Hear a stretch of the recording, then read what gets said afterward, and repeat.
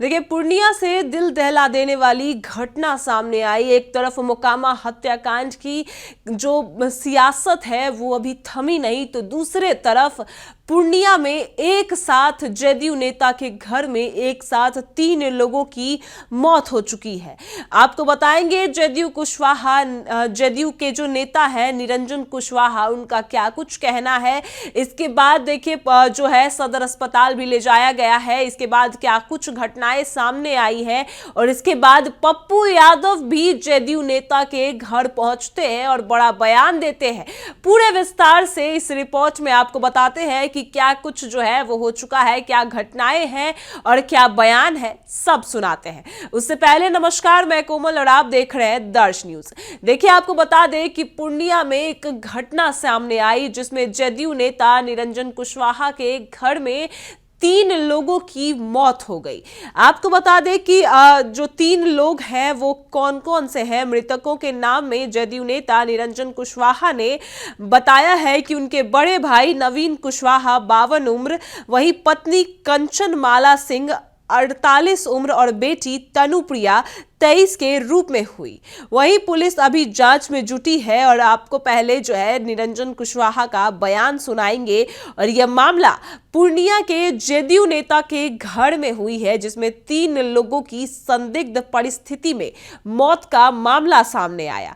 दिल दहला देने वाली घटना ने शहर के हाट थाना क्षेत्र के यूरोपियन कॉलोनी की बताई जा रही है, जिसमें निरंजन कुशवाहा का बयान आपको सुनाते हैं कि क्या कुछ जो है निरंजन कुशवाहा कहते नजर आए हैं। उनका सिर्फ कहना है कि ये व्यक्ति जो है उनकी ऐसे मौत हुई है और क्या कुछ जो है वो बयान देते नजर आए हैं निरंजन कुशवाहा। पहले उनके बयान को सुनिए। जानकारी मिली हुई है इस घटना घटी है इस तरह। देखिए, हमारा बड़े भाई नवीन कुशवाहा जी की पुत्री मेरी भतीजी सीढ़ी से स्लिप की और उनको बचाने के लिए भाई साहब भी उसके साथ जो है स्लिप कर गए और भाभी हमारी ये घटना को बर्दाश्त नहीं कर पाई, उनका हार्ट अटैक हो। यही है, अभी डॉक्टर भी देखिए, आपने सुना कि निरंजन कुशवाहा ने बताया है कि उनके बड़े भाई, पत्नी और बेटी की संदिग्ध तरीके से मौत हो चुकी है। आपको यह भी बता दें कि लगातार ऐसी घटनाएं सामने आती जा रही है और ऐसे में एक घटना थमती नहीं है कि दूसरी घटना सामने आ जाती है।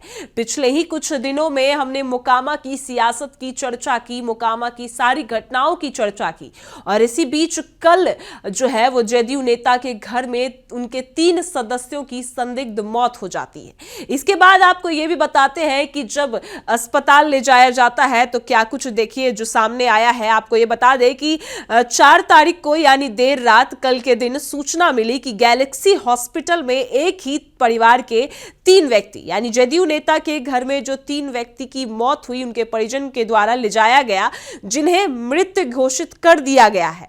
सूचना मिलने पर थाना अध्यक्ष सदर के हाट अनुमंडल पुलिस पदाधिकारी सदर द्वारा हॉस्पिटल पहुंचकर आगे की कार्रवाई की गई है, जिसमें तीनों शवों की मृत्यु समीक्षा की गई, जिसमें से यह पता चला है कि मृतक नवीन कुशवाहा के गले पर लिगेचर मार्क पाए गए। वहीं मृतका माला कुशवाहा के शरीर पर किसी तरह का कोई जोखिम नहीं पाया गया है और मृतक तनुष जो श्री है उनके सिर के पीछे एक छोटा सा चोट का निशान पाया गया है। घर के उपस्थित उनके बेटे द्वारा बताया गया कि देर शाम जब वो फास्ट फ्लोर से अपने घर के नीचे फ्लोर पर आए तो तभी सबको बेहोशी की अवस्था में पाया गया और तुरंत अपने परिजनों को फोन कर सहायता के लिए बुलाए और वह अपनी स्वयं अपनी मां को, बहन को लेकर हॉस्पिटल पहुंचे और एवं उनके परिजन, उनके पिता को, और जो बात करें उनके द्वारा यह भी बताया गया है कि घर में वो और उनके छोटे भाई मौजूद थे। किसी पर कोई शक जाहिर नहीं की गई है। उनके परिजनों से घटना के संबंध में पूछताछ की जा रही है, जिसमें उनके द्वारा बताया गया कि उनकी बहन की सेहत को लेकर उनके पिता चिंतित रहते थे और मां भी जो बीपी और डायबिटीज की पेशेंट थी। वहीं सभी शवों को वीडियोग्राफी के साथ पोस्टमार्टम हेतु जीएमसीएच भेजा जा रहा है और एफएलसी टीम के साथ घटनास्थल का निरीक्षण कर कार्रवाई भी की जा रही है। देखिए, आपको ये बता दें कि जो रिपोर्ट सामने आया उसमें नवीन कुशवाहा के गले पर कुछ मार्क पाए गए। वहीं माला जो है उनकी पत्नी, उनके शरीर पर कोई भी जोखिम नहीं मिला। वहीं जो बेटी है तनुश्री, उनके जो शरीर है, उनके शरीर पर पीछे, सिर के पीछे एक छोटा सा चोट का निशान दिखाई दिया। इसी बीच अब पप्पू यादव भी पहुंचते हैं और क्या कुछ कहते नजर आए हैं, उनके पहले बयान को सुनिए। और पूरा जांच चाहिए, पूरा इंक्वायरी हो इसका हर परिस्थिति में। और मुझे लगता है कि पोस्टमार्टम रिपोर्ट के बाद सामने में सब कुछ आएगा। ये एक साथ ना फांसी की बात आ रही है, ना जहर का, ना गोली। फिर यदि 3 घटना हुई है, इसलिए हम चाहेंगे कि जिला प्रशासन इसकी पूरी इंक्वायरी करे, जांच करे कि इसमें कौन कौन लोग इन्वॉल्व हैं, या अकस्मात को मुझे जो सर्कमस्टांसेस जो बताया गया उसमें पहले नजरों में मुझे लगता है कि इसको